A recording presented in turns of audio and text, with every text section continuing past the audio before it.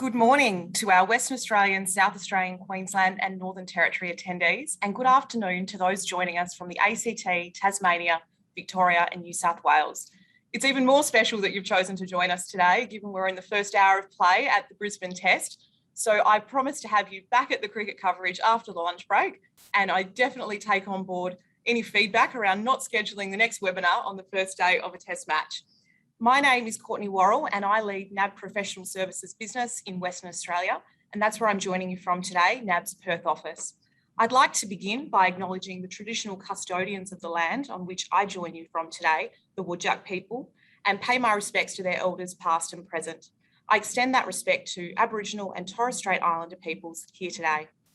I'm so excited to be your host for today's session, an unplugged conversation with two high-performing professional firms. If I reflect on some of the conversations with our speakers prior to today's seminar, what really stood out to me was that formula for high performance isn't a secret, nor is it unattainable. Where these businesses have proven successful is in their implementation and commitment to their chosen strategy. So we hope to share with you some of these practical takeaways today. So who will we hear from? Marty Fox is joining us from NAB's Bourke Street, Melbourne office today. Founding White Fox in February 2017, Marty has sought to create an agency which was bolder not just in the way it looks, but how it operates behind the scenes. He didn't want the firm to just be different, but also to be smarter, which I really love.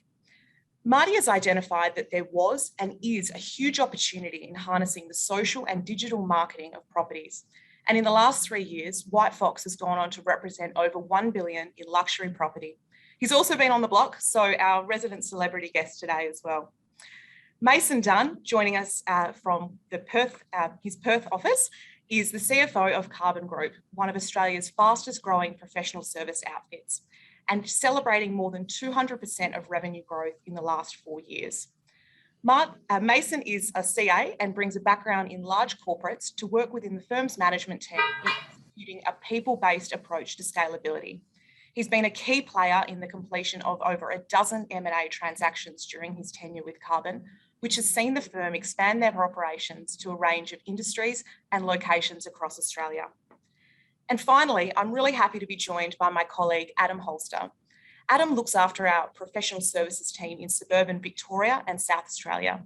A qualified banking executive and chartered accountant, Adam is passionate about service businesses providing amazing experiences to their clients. So I'm really excited for him to share some of his broader experiences of high-performing firms from a large number of businesses that he works with and speaks to on a daily basis.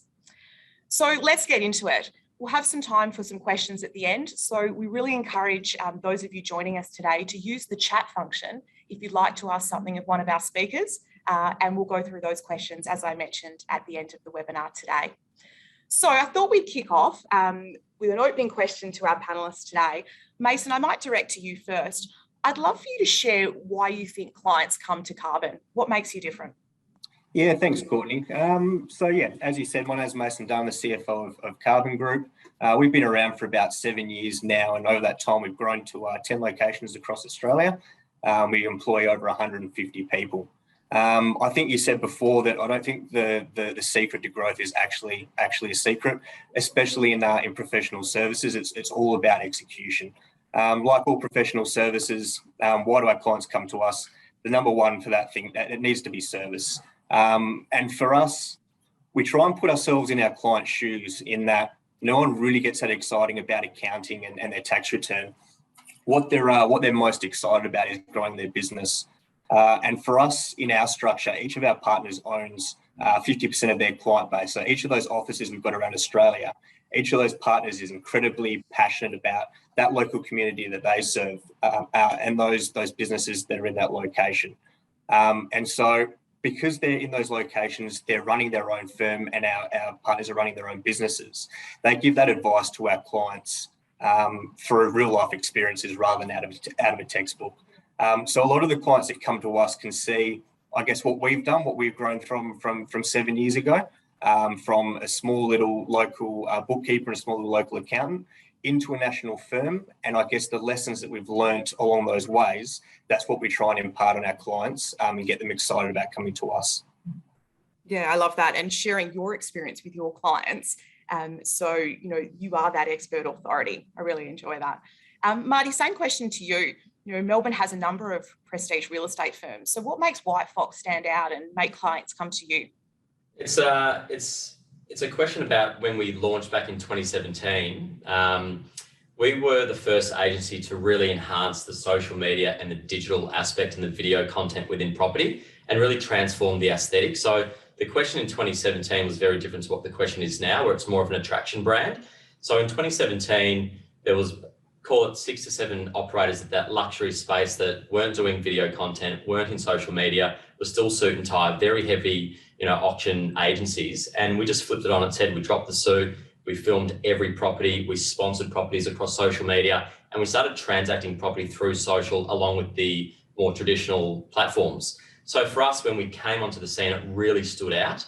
And from there, it was just about establishing the solid reputation and also just giving a choice. There was the safe option, and then there was White Fox in that luxury market. So there was a lot of just energy behind the brand when we launched, and that really just continued. And it was about keeping that momentum and leveraging what was coming through, and social just kept getting bigger and bigger, and video content was just more appealing for the buyers. And that's really how it all started. And now we're perceived as that real market leader when there's new innovation or in terms of the way that we're transacting and changing the aesthetic. We gave so many agents across Australia the belief that they could do it their way because we were successful at doing it. So it was a really, really special period, that first 12 months. And now establishing that attraction brand, people come to us for a certain look and feel and style of transaction. So it's transformed over those 4 years. And I'm curious, Marty, as then the brand has matured and has become more recognised, have you seen a shift in the demographic at all that you're attracting? Absolutely. So a lot of people thought that our demographic was quite young. We did a survey after our first 3 years in business, and our average client age was late 40s to early 50s. So that was pretty surprising.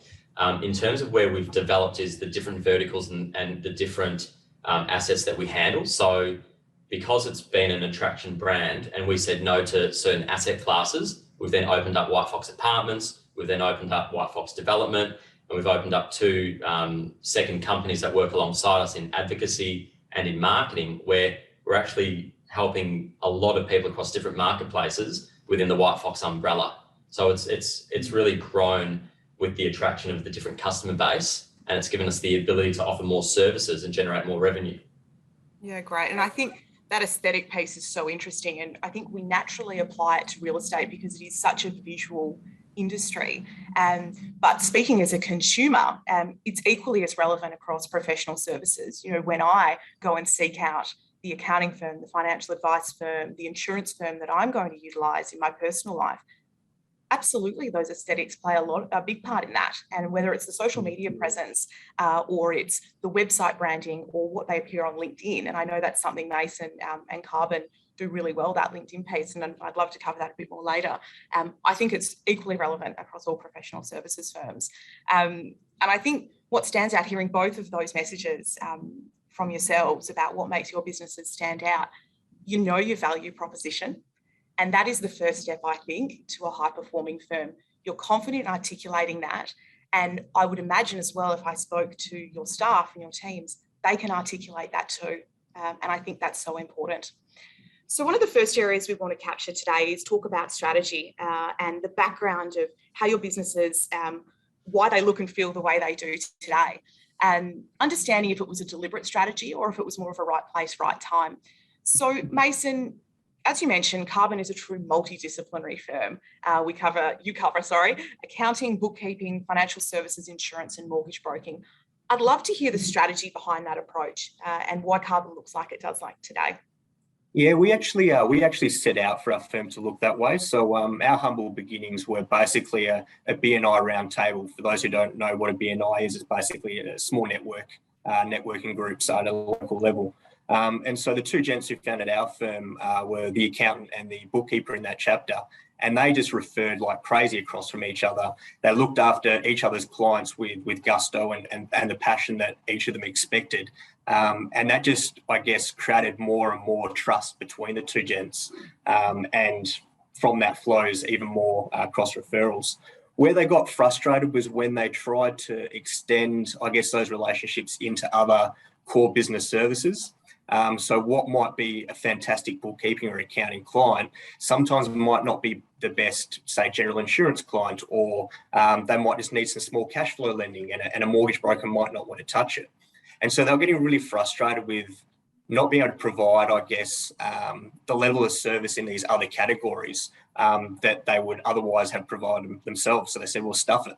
Why don't we just start our own general insurance, mortgage broking, financial planning business? And when they first launched, they actually brought on some like-minded people into the Carbon brand with the theory that, well, if it's a really good client for the overall firm, even though it might not be the best client for you, the expectation is that you'll still service it and the client will still get a fantastic experience, because otherwise you get hit with a big stick because, hang on, they're important to me.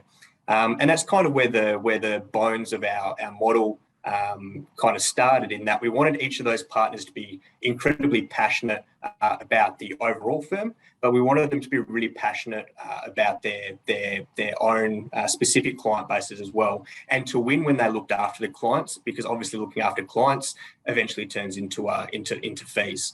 And so we built this model where we effectively started with 5 people, 50% or some sort of mix between that 50% in each of their client bases, and then just started cross-referring to each other. Over time, that's just catapulted. So we've had fantastic growth in the accounting bookkeeping. Obviously, with those opportunities, we can identify a lot of other ways we can help those clients in the mortgage broking, in the general insurance, in the financial planning. And because of the scale the scale we've been able to generate now, we've kind of solved that problem where a lot of corner shop practitioners try and do everything. So you might have these accountants who are trying to write loans on the side because they did a weekend course, or they historically had their planning license and they can't do that anymore, but they skirt around the rules. And so they kind of give probably half decent most of the time, but not specialised advice. For us, with our scale, because we've got those specialists in-house, a client can come to Carbon, but they're going to have somebody who all day, every day, just focuses on the piece of advice they're providing. So if we're going to rewrite a loan for you, it's a person who 100% of their day, as part of their business, their passion, all they do is rewrite loans. If you've got somebody, or you need R&D or a grant advice, we've got somebody who works 100% on R&D and grants. They're not spending 5% of their weekends before you approach them researching it so they can figure out what to do. They're doing it all the time. So for us, the multi-service approach is really so that our clients can come to one spot, get that breadth of knowledge, and so that behind the scenes we can kind of curate the overall strategy, so they're getting something seamless and considering all of their circumstances, and makes it much easier for them to execute. The last thing we want, and something that we see that's not great in the market, is sometimes people go to 2 or 3 trusted advisors. And the worst thing is when those advisors don't agree on what should be happening, what does the client do? Most often they do nothing. And sometimes nothing is the worst thing that people can do. Yeah, excellent. I think what really stands out to me is the strategic intent. This was the direction the business intended to go. So I think that direction piece is really vital. And this is something that I talk a lot about with my team. It's having that passion for what you do. And we'll talk a bit more about people and client later, but having that right at the forefront of your business strategy is really fundamental, I think. Marty, how about yourself? We touched on earlier that White Fox is a full service agency, so property management, sales, advocacy, and you mentioned apartments as well.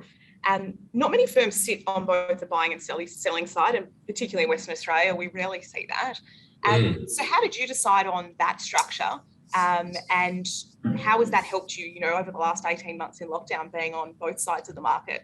Yeah, for us, in terms of business strategy, it's not set in stone and it is constantly evolving. And if I go back to when we started and how it's sort of transitioned and evolved, the idea was to obviously be in the luxury market, but have a totally different aesthetic and capture that marketplace, and we knew that we'd be able to build more clientele if we were successful within that sector.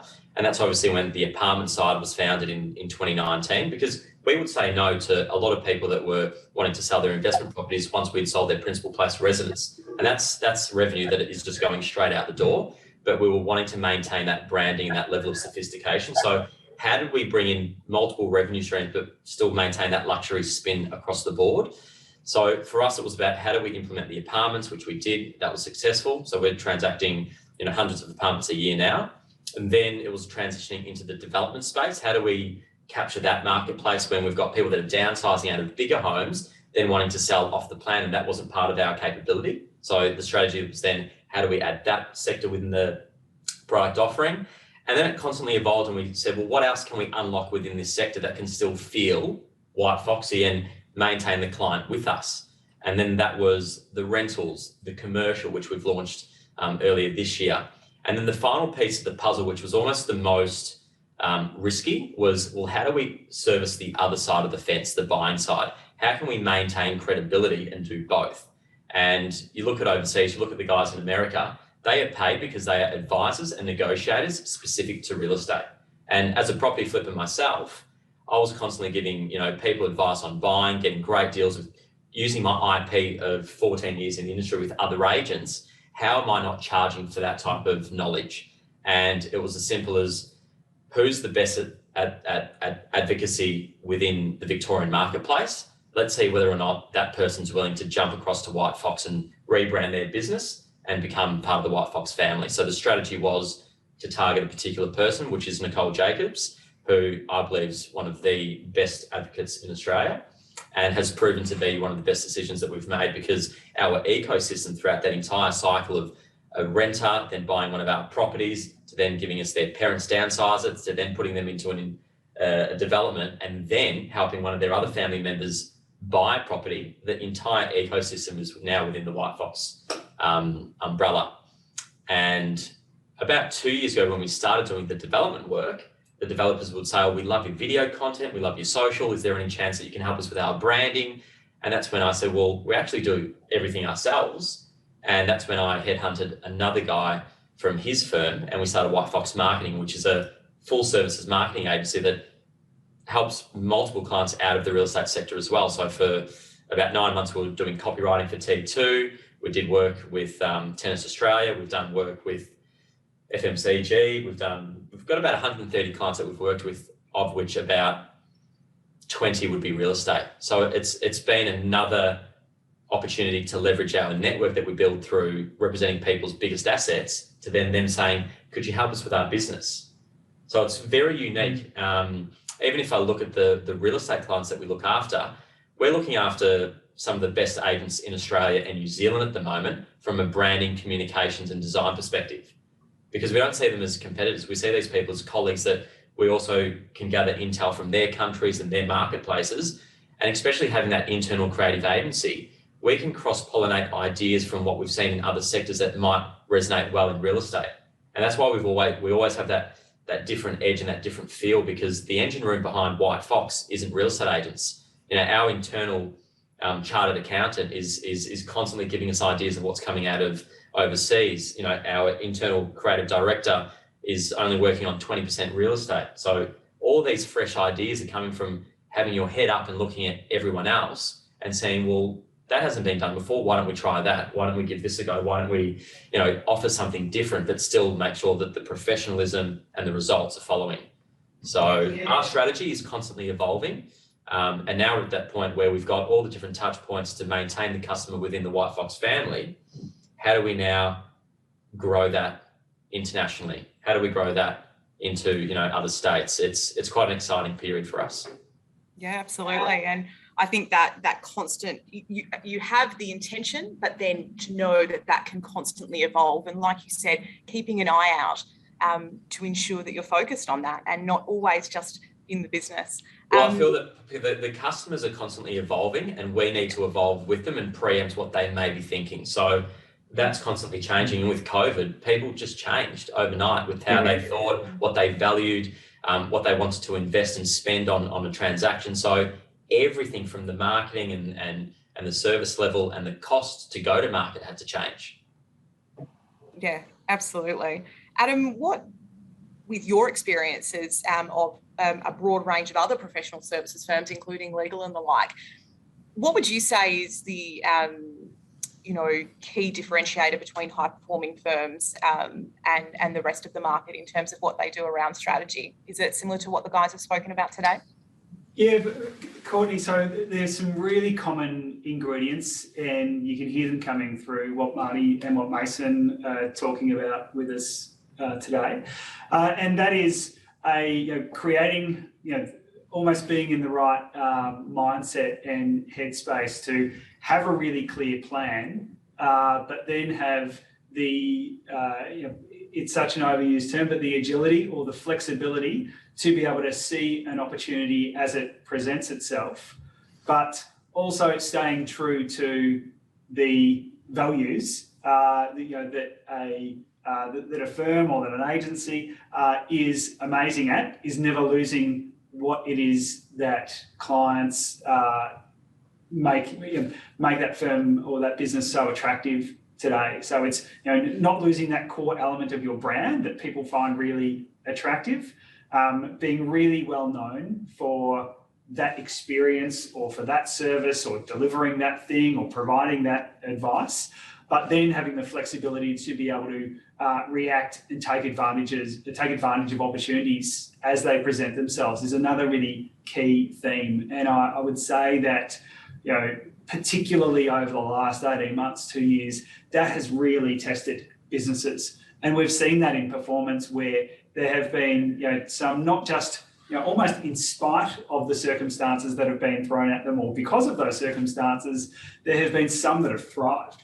And there have been some that have really, really struggled. And I think it's because of those key differences around, not necessarily having that flexibility or in your client's mind, not being really well known for that thing or for that experience.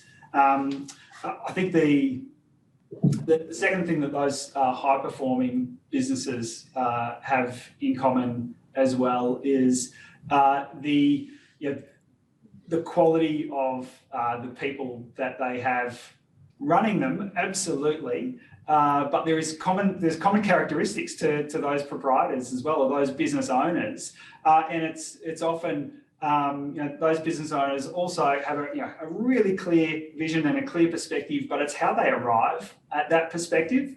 And what we see a lot in really high-performing businesses is that couple of advisors and key people that they will have around them, which helps them formulate what that vision looks like and sort of how to execute and how to take advantage of those opportunities as they arise as well. So making sure that you have a really good quality cohort of business advisors around you is also a key difference in those high-performing firms, Courtney.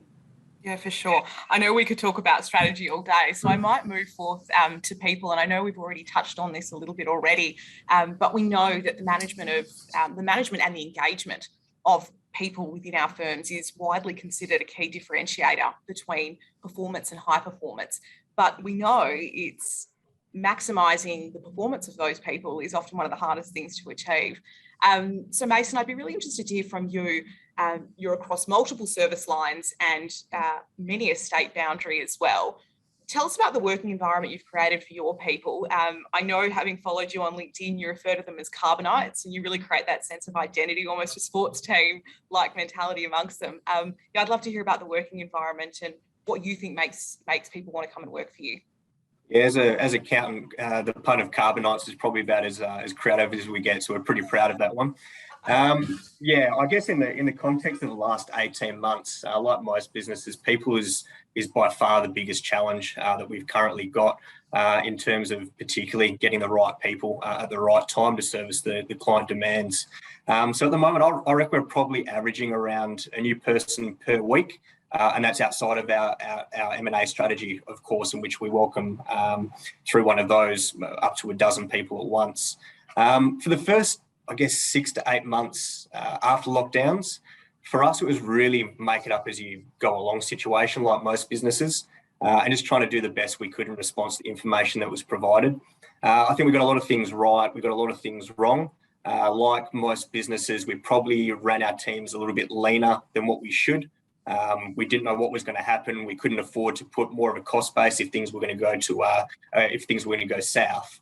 And so we probably ran our teams pretty hard, as I think a lot of firms probably would. So it's probably around this time last year where that exhaustion kind of became palatable. And it's when that exhaustion comes through that all the little things that don't normally, or people won't normally bring up, they start to become really quite important to them, and people start to become irate, which was just a recipe. It was a recipe for what we're going through. It was the outcome for what we're going through. So we're fortunate, like Marty said before his previous point, to get to scale. I think you really need to surround yourself with good people, particularly those ones they've got the time or the nous to work on the business rather than in it. And we were quite lucky to have somebody in our marketing team who had a bit of a knack and a passion for people. So we ended up changing her role a little bit into a head of people and culture position within the firm, which I think was really needed for us, particularly at the time, because we were so focused on keeping the doors open and looking after clients. We probably did deviate a little bit from the focus on our people that we know we should have.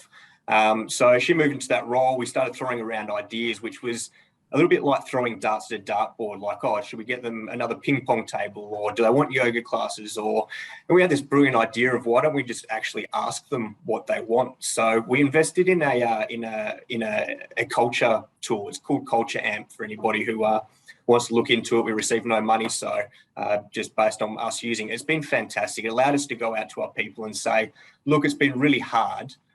What actually do you want? And the outcome we're trying to measure was just engagement. And it's a little bit like, I'm not sure what the actual word's called, but it's that scale in life that only until you've got food and shelter do you then care about the next level up. Or I want my house to look nice. Then the next level after that, I want to give back and all that sort of stuff. We've kind of found that environment for a firm is very similar. Until people are paid or remunerated right, they don't care about the next thing of belonging and culture. And until you've got that right, they don't really care about the pool table and the ping pong table. So I think a lot of firms kind of think, stick a pinball machine in the corner and everybody be happy. And that just doesn't work. You kind of have to get the hierarchy right. And so a lot of the feedback from our team was, it was kind of interesting. One was obviously that we needed more staff, and we've corrected that now. We're hiring like crazy because obviously, like most professional services, we've been growing. But for us, it was things and relatively simple things to fix, like just re-honing in on our mission and making sure everybody understood what that was, and making it a mission that was exciting for them. Number two was actually getting more involved in charitable causes, which was surprising to us because I know centrally that we give back a lot through time and through donations, but a lot of the team didn't think they could get involved in that. And so we've done a lot of work about getting them involved. But the most surprising one was that there was a lot of feeling from our people that they didn't think change would happen as a result of what they've provided. And I think that would be common to a lot of firms. And so what we've made a real focus on is creating an environment where they actually know we care and we're listening. And so we've made a big deal of actually taking their feedback and letting them know the things we're changing as we're changing. It's because they've actually asked for it.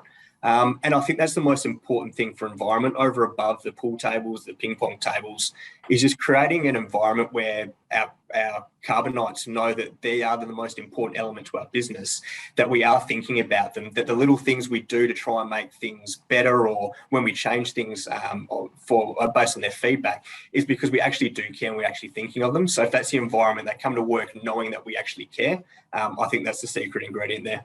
Yeah, you brought me back to my university days, Marty. I think it was Maslow's hierarchy of needs. I remember that's the one I was trying to refer to, but I obviously skipped that class. Yeah, and I think that critical part, actually asking your staff, not assuming what they want. And I think we'll talk to clients next, and I think that equally applies there.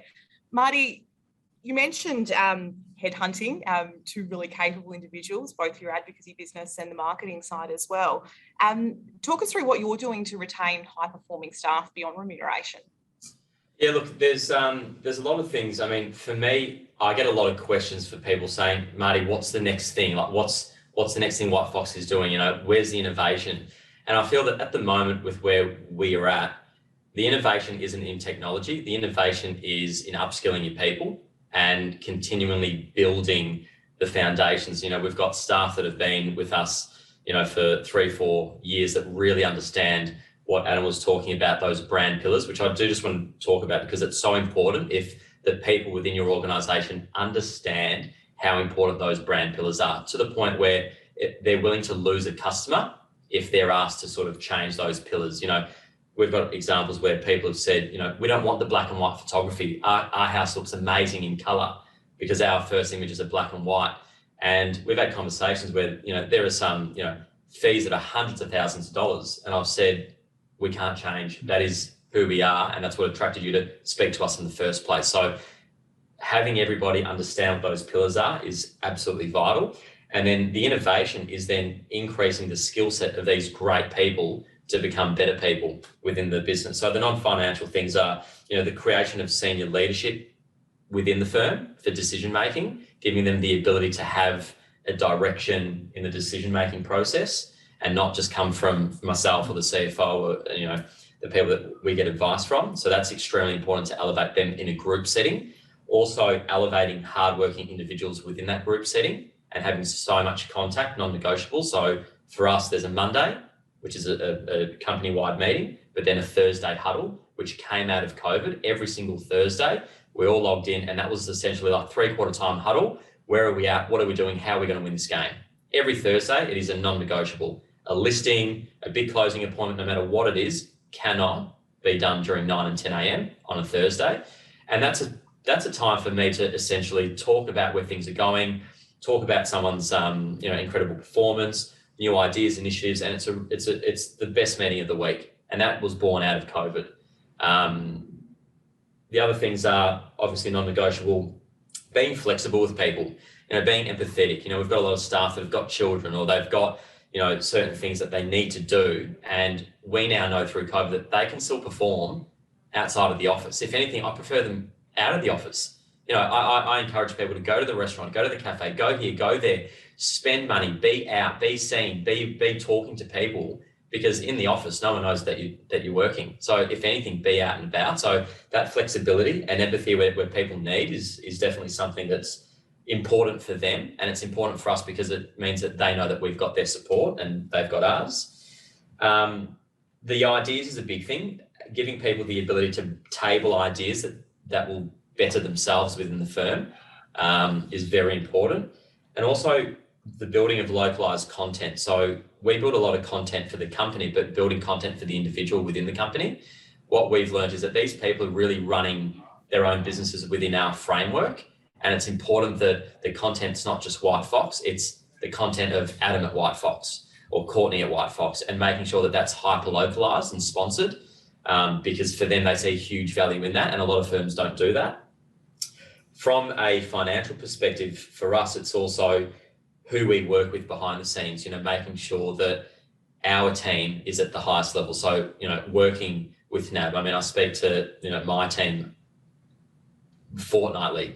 We speak to Deloitte, you know, who is, you know, our strategic partner in the back end, monthly. I've got an in-house CFO where every day I sit opposite him and we're asking questions. We're reading the play. We're analysing the market. We're analysing the granular detail within to help these agents make better decisions. So in those Thursday huddles, I'm giving them, and other people within the team are giving, you know, great dialogue on, you know, changing markets. How can you help get a point across, but not from a real estate perspective, but from an economics perspective to help these people make a great decision. You know, we've got such smarts within the walls of our office that you share that to the people that are out there at a granular level to get that information to their clients to make an educated decision. We're going to turn properties over faster, increase their skill sets on the marketplace, and actually do smarter business. So for us, it's all shiny on the consumer side, but behind the scenes, it's very mathematical and structured, and there's great content for growth within from their own, you know, their own mindset of what's actually happening out there that are the uncontrollables. Yeah, I love that piece. I think I'm automatically going to move my Friday team meeting to a Thursday because how practical is that? There's still then almost 2 full business days to action those items and really end the week on a high. That's a great takeaway. I'm going to definitely use that. I might move on to clients. And also do it standing if you can. You think better on your feet. Active. Absolutely. I might move on to client if that's all right, because I really do want to make some time for our audience questions towards the end. So please do send through any questions that you may have for our panelists using the chat or Q&A function within the Zoom webinar. We know that the effective management of engagement of your people leads to incredible client outcomes. And Adam, we work together closely, and I know you're from a data analytics background, and using the information available to you is something so critical, I know, in your decision-making process and how you work with clients.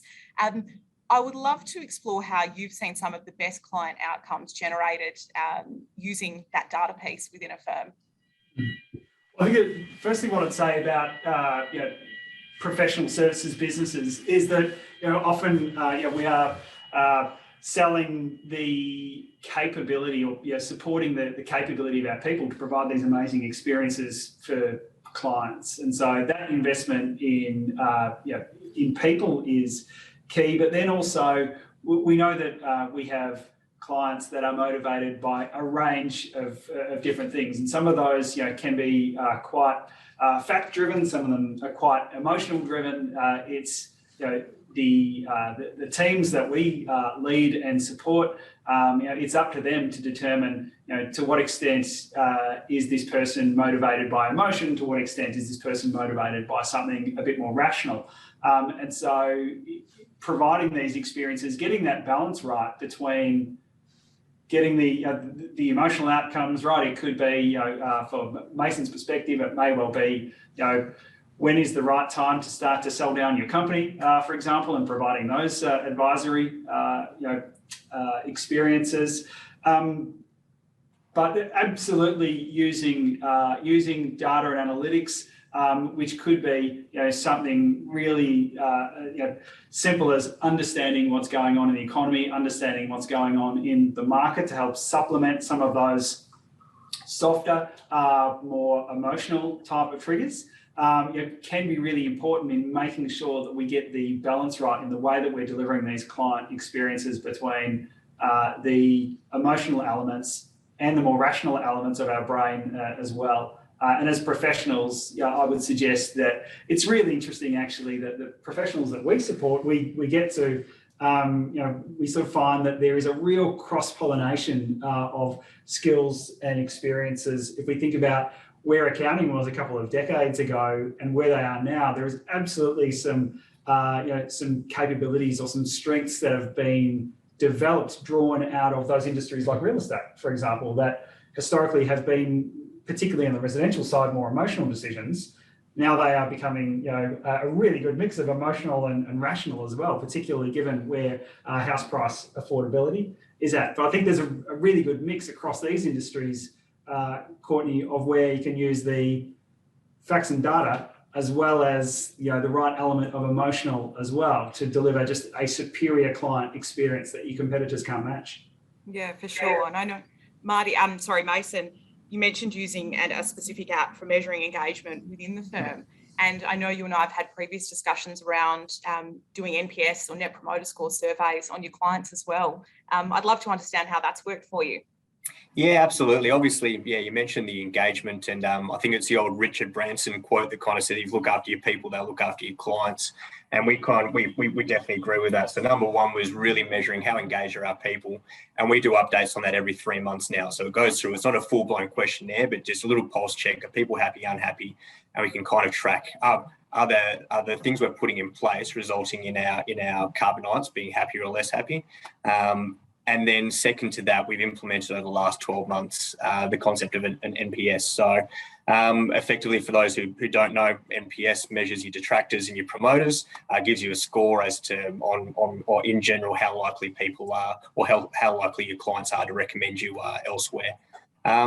for us, it's been a really, really big, I guess, project to get that rolled out. Multiple services, multiple locations, multiple partners, but it was really important for us. As accountants, I think we are, as an industry, quite poor on actually measuring the really important levers we've got in our business. And two of those being how engaged are our people and how engaged are our clients. We'd sit in a meeting with a stock business and talk all day about money tied up in working cap or pricing levers and stuff like that. But then we fail to measure our own. So for us, it was just really important to be able to measure, I guess, at a manager level. Are our clients actually engaging with what we're doing, and are the decisions we're making resulting in better outcomes for them? Some of the quick wins from it were, if you ask somebody if they're happy or unhappy, a lot of unhappy people will just tell you straight away. Whereas if you don't ask what's the best way for somebody to tell you they're unhappy, they normally just leave. They won't give you any warning. They'll be out of there. And so a lot of people talk about ROI in terms of this marketing spend and new client acquisition. I think the easiest client to win over is one you've already got, and just reigniting that relationship, understanding where you might not have got it right before and changing and doing those small things. I think it's a lot easier to do that than it is to lose that client and have to replace them, especially in today's market. So NPS longer term, whilst we've been rolling out the next 12 months, that'll obviously factor as a pretty important part of the balanced scorecard when we're looking at our Carbonites, their remuneration and how we reward them. Obviously, it's the most important factor that's going to be on that scorecard. And we can kind of track how that then measures up to a partner level, up to an office level, and up to nationally. So we can make sure that if there are hot pockets, if somebody's doing really well, then maybe we can get them to educate somebody who might not be doing so well through our network internally, which is the other benefit of scale, is that information sharing. And likewise, if there is potentially somebody, maybe there's something personal going on and they drop the ball, we can identify that earlier on and ask if they need help or trying to address their problem front on, rather than just finding out after the client base has disappeared. Yeah, absolutely. Being proactive and having all the information available to you so your clients and your team can make the best decisions.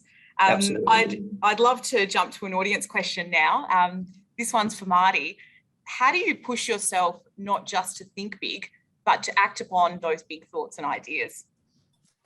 It's a really good question. It's just down to understanding what's really motivating you, what's getting you out of bed, what are you working for? Are you chasing the finances? Are you chasing the growth? For me, it's I look back at my personal growth within the last, call it 14 years, and for me, I'm no happier than when I was renting a little one better with my girlfriend at the time, who's now my wife, and looking at what we've got now as a family. For me, what makes me really happy is I love all those tangible things, but it's just that constant growth. And people say, when is the end? Well, the end is when I'm not here any longer. I'm constantly chasing that growth of, having kids and building offices and helping staff and, getting to that 10-year anniversary, getting to for me, I'm almost chasing the things that maybe I didn't have when I was younger, but at the same time, I'm trying to protect what I've got and compound that as well. So for me, that's going to keep me bouncing out of bed every single day, because that's infinite. That I'm never going to hit that. I'm always content. I'm always happy, but being content could be the first step to potentially losing that drive. And for me, that's quite scary. For me, I love life. I love people. I love where things are at, but I also love the unknown of where it's going. And I'm chasing that unknown because it's a new unknown. And for me, that's pretty special. And I think you've got to find that individually. Just add to Marty's point as well. I think it's just so important to share those aspirations, those goals and those dreams with people around you who will hold you accountable to them.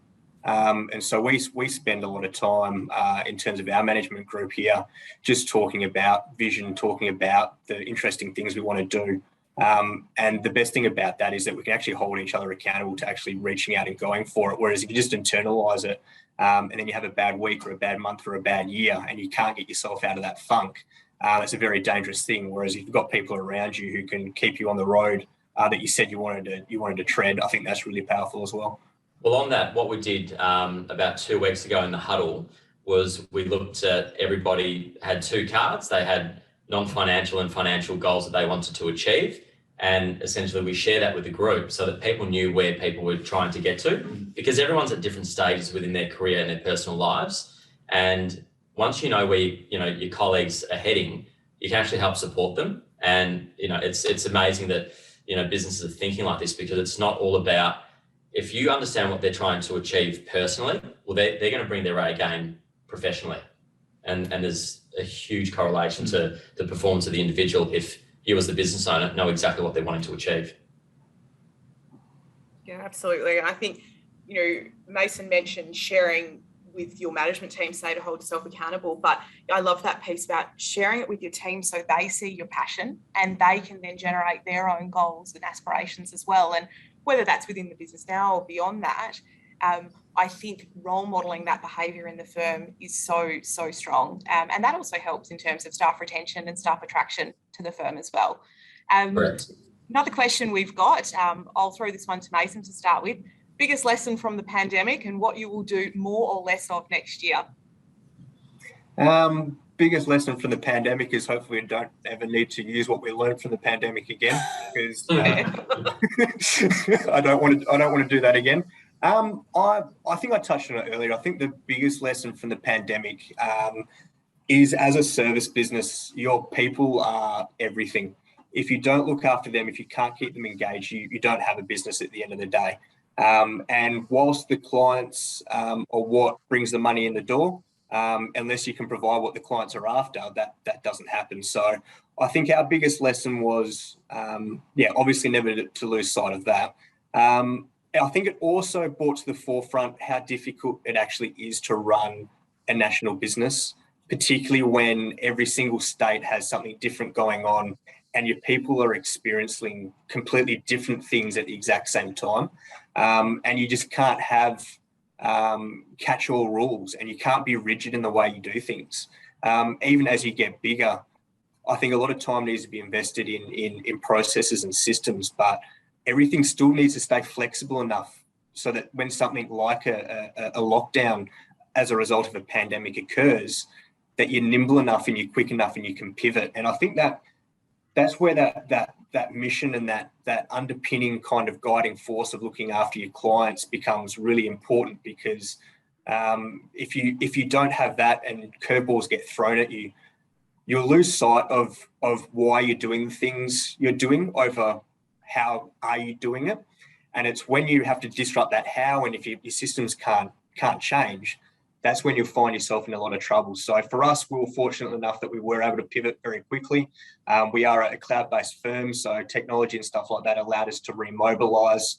But we invested a lot of time in collaboration tools. So we launched an intranet over the last 18 months. We've revamped our chat tools. We've implemented Microsoft Teams, and just all these tools allows people to collaborate better with each other internally to the firm, but also with us and our clients as well. So I think, the fundamental thing is to never lose your nimbility as you grow, to always make yourself or to ensure you retain that agile side to your business that you can change as you need to. Absolutely. What about yourself, Marty? As we've said, the most lockdown city in the world. What's your biggest takeaway from the last 18 months, and what will you take into next year, either more or less of? Well, it was very scary for us, because essentially in order to make $1 in property, you need to be able to show property to people. So I think we were geared for a lockdown. We were so heavily invested in video content, and our presentation of properties was already at an absolute elite standard. We saw an opportunity the moment that they locked us down. We had about 48 hours until we were locked down, and we were sitting on roughly 35 clients that were live, that were pretty high importance, and obviously a big backlog of properties that were due to go live. And we saw that as an opportunity whereby we had our video team briefed, and we said, look, let's do something that's really going to help these clients in a pickle. We refilmed everyone's properties in a room by room tour scenario. So instead of it being a 3-minute video, we were filming 6 to 8 minute videos, room by room, unbelievably presented by some of our best presenting staff, and we funded that on behalf of the client. So we helped our video team earn revenue. We funded it on behalf of the client, and if the property wasn't to sell, then it would be totally covered by us. So we took on the risk. So for the clients, they were able to get far more content that lasted a 2-month lockdown. We were then able to promote those properties across social platforms while people were sitting at home. And during that period, we ended up selling 46 properties virtually, which is huge. Even though, you know, it was a case of there were legal loopholes where if people were signing contracts, they could gain access and so forth. But we understood where the grey area was, and we knew how to toe the line to not be non-compliant, but we were just on the right side to be able to transact. And I was so vocal on social media because for us, I wanted to share these ideas with other businesses. And what that did during the first lockdown is that it elevated White Fox as the spokes company of the industry. And TV channels were coming to us, they were picking my brains on what we were doing. Other agents were copying our, styles, which was fine because it helped everyone. And then we came up with a framework once we were getting out of lockdown of pre-qualification tools to make sure that the number of buyers was limited, but the quality of buyer was the best. So making sure that you did drive by the property, improved it by a photo sent to us, happy with the location, because in lockdown, we didn't want people to get there and go, I don't like the street. So it was do a drive-by, give us financial security that you've got your pre-approval in place. Make sure that you've got all decision makers there at the exact same time. So if your husband and wife need to come, make sure you're both there.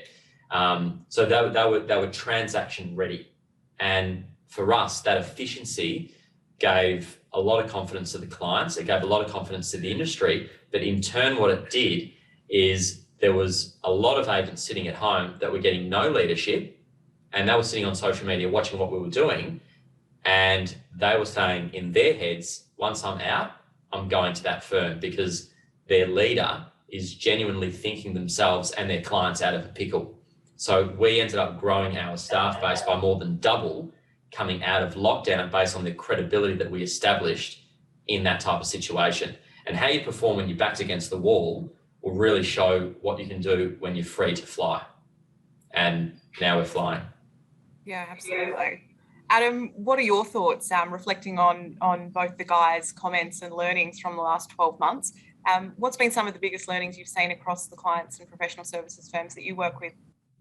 It's a little bit like performance, Courtney. I think it goes back to a mindset. We heard it in both Marty and Mason's responses around the approach that they took over the last couple of years, the challenges that they had and how they responded to those. And there's a couple of key ingredients which comes through. The most relevant for this conversation though, Courtney, I think is just that mindset around almost, looking at this as an opportunity and a challenge to rise to, as opposed to being defeated by, was the key thing that I heard in those responses, which I think that's, it is mindset absolutely above all else that drives all of these different factors that sets high-performing businesses apart from others. Yeah, for sure. That mindset piece, and it's that sense of urgency that we all operated in through COVID, and we just got things done. And I really feel if can perform strongly over the last 12 to 18 months, the business is, effectively pandemic proof. What can you do outside of that pandemic, and how can you really rise to that next level? And that's what's so exciting for me as a banker, to be able to speak to these firms on a daily basis and say, well, wow, you got through the last 12 months, not just ticking along, but you really shone. So what's next, and how can we help with that? And for me, that's what I'm passionate about, and that's what gets me coming to work every day. And we've spoken a bit about that passion today. With only a couple of minutes left to go, I thought we would close out today, because I know this group could talk for a lot longer. So I really hope everyone enjoyed the conversation today and had a few key takeaways from it. Thank you so much for Marty, Mason and Adam for joining us and sharing your experiences with the attendees today, and for everyone on the call for spending your really valuable time with us. Some great questions, some really insightful conversation. An email will be sent to each of you with a link to the recording, and we would really encourage you to share your takeaways with your staff, with your team, and with your firms. You'll also receive a feedback survey. So we really want to continue delivering events like this to you, and we would welcome any suggestions on future content, or if you'd like to be part of it, like Mason and Marty were kind enough to do today. We also encourage you to connect with our speakers via LinkedIn and continue the conversation. Really important to us is creating a community amongst our professional services firms, and I think this is a really great kickstart to that.